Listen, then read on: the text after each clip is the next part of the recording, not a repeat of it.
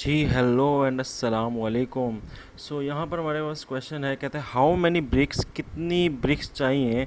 और ब्रिक्स का साइज़ उसने ये बताया है कि उसकी डायमेंशन जो है वो ब्रिक्स की उसने बताई हैं।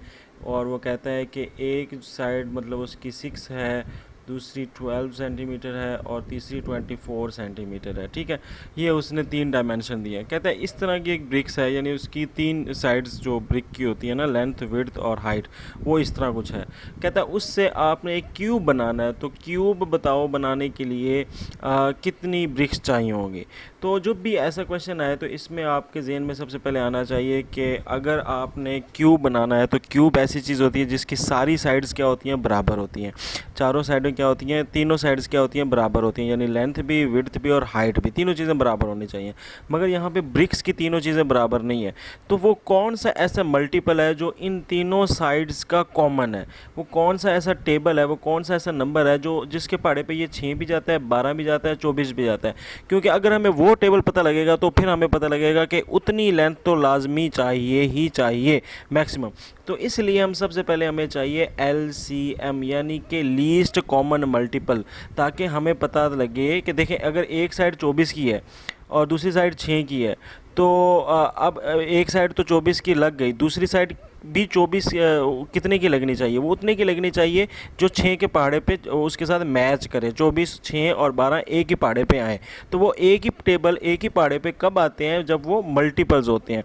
तो उसको बोलते हैं लीस्ट कॉमन मल्टीपल्स। मैं अभी आपको समझाता हूँ, पहले लीस्ट कॉमन निकाल लेते हैं। तो लीस्ट कॉमन मल्टीपल हम निकाल लेते हैं। किसका लीस्ट कॉमन मल्टीपल निकालना है, हमने निकालना है 6, 12 और 24 का। तो इसको ऐसे निकालेंगे, 2 पे किया तो ये कितना आ गया 3, यहाँ पे कितना आ जाएगा 6, यहाँ पे कितना आ जाएगा 12। फिर इसको करेंगे 2 पे, तो ये आ जाएगा 3, ये आ जाएगा 3 और ये 6। फिर 2 पे करेंगे तो ये आ जाएगा 2, ये आ जाएगा 3, ये आ जाएगा 3 और ये आ जाएगा 3, और फिर 3 पे करेंगे तो सारे 1 1 1 1 आ जाएंगे। ठीक है, तो 2 2 ज़ा मल्टीप्लाई कर लें इसको, 2 2 ज़ा 4, 4 2 ज़ा 8, 8 3 ज़ा 24, तो 24 ही आया। सो देखिए अब 24 की अगर आपका क्यूब बनेगा ना, जिसकी साइड क्या होगी, एक क्यूब इस तरह बने तो उसकी साइड अगर 24 हो तो तीनों साइडों से पूरा आ सकता है। कैसे, अगर मतलब ये साइड आएगी तो इधर से मतलब तो एक ही ब्रिक्स चाहिए। इधर इस अगर विड्थ की बात करें तो 12 12 24, तो 2 ब्रिक्स चाहिए। और अगर हाइट की बात करें तो कितनी विड्थ चाहिए, 6 6 6, यानी 3 ब्रिक्स चाहिए। तो यहाँ पर हमें पता लग गया कि हमें जो क्यूब बनाना है, जो हमने जो क्यूब बनाना है उसकी विड्थ, उसकी लेंथ, उसकी हाइट, उसका सब कुछ जो है वो कितना होना चाहिए, वो 24 होना चाहिए। ठीक है, ऐसा क्यूब हो जिसकी लेंथ, विड्थ, हाइट सब कुछ क्या होना चाहिए, 24 होना चाहिए। सो ये मैं क्यूब बना रहा हूँ। तो इस क्यूब को आप ज़रा गौर से देखें। तो ये अगर लेट्स सपोज एक क्यूब बन गया है, ठीक है, ये ऐसे। तो अब इसकी जो आप साइड्स देख रहे हो, ये साइड्स इस सब की जो होगी वो हर चीज़ क्या होगी, 24 होगी। तो तब ये क्यूब एक पूरा बनेगा, यानी इसकी ये हाइट भी 24 सेंटीमीटर होनी चाहिए, इसकी ये लेंथ भी 24 सेंटीमीटर होनी चाहिए, और उसकी ये विड्थ भी 24 सेंटीमीटर होनी चाहिए। तो तब ही जाकर क्यूब जो है वो बनेगा। सो यहाँ पर इस तरह का हमने अभी क्यूब बनाना है। तो क्यूब बनाने के लिए पहले क्यूब का वॉल्यूम निकाल लेते हैं। ठीक है, किसका वॉल्यूम, क्यूब का वॉल्यूम। तो क्यूब का वॉल्यूम कितना होगा, cube volume, total volume cube का कितना होगा, क्यूब का वॉल्यूम होगा 24 क्यूब, यानी length multiply by width multiply by height. तो ये कितना हो जाएगा 24 24 24। ठीक है, तो कितना आ जाता है, इसको मल्टीप्लाई कर लेते हैं, 24 टाइम्स 24, 4 4 ज़ा 16, 4 2 ज़ा 8 और एक 9। इसी तरह 48 आ जाएगा, 2 पे अगर करोगे तो 6, और 9 और 8 होता है 7, और 17 और एक 5 5 76। इसको अब 24 से कर लें, 4 6 ज़ा 24, 4 7 ज़ा 28, 28 में 2 प्लस किए 30। ठीक है, और 4 5 ज़ा 20, 20 में 3 प्लस किए 23। क्रॉस लगाएंगे, 2 6 ज़ा 12। ठीक है, 1 आ गया, 2 7 ज़ा 14, एक प्लस किया 15, 1 ऊपर चला गया, 2 5 ज़ा 10 और एक प्लस किया 11। तो आंसर आपके पास आया 4 2 8 3 और 1। ये आपके पास आ गया किसका वॉल्यूम, पूरे क्यूब का वॉल्यूम। अब देखें कि एक ब्रिक का कितना वॉल्यूम है। ठीक है, एक ब्रिक का कितना वॉल्यूम है। तो ब्रिक्स वॉल्यूम अगर आप गौर से देखें कितने ब्रिक्स वॉल्यूम, ये ब्रिक्स की डायमेंशन है, तो ये ब्रिक्स का वॉल्यूम बना रही है। तो ब्रिक्स एक ईंट का वॉल्यूम कितना है वो देखते हैं। तो एक ईंट का वॉल्यूम बन रहा है, कितना बन रहा है, 6 मल्टीप्लाई बाय 12 मल्टीप्लाई बाय 24। तो इसको आपस में मल्टीप्लाई कर लें। 12 को पहले 6 से मल्टीप्लाई करें, 6 2 ज़ा 12, 6 2 ज़ा 12, 6 1 ज़ा 6 और एक 7, 72।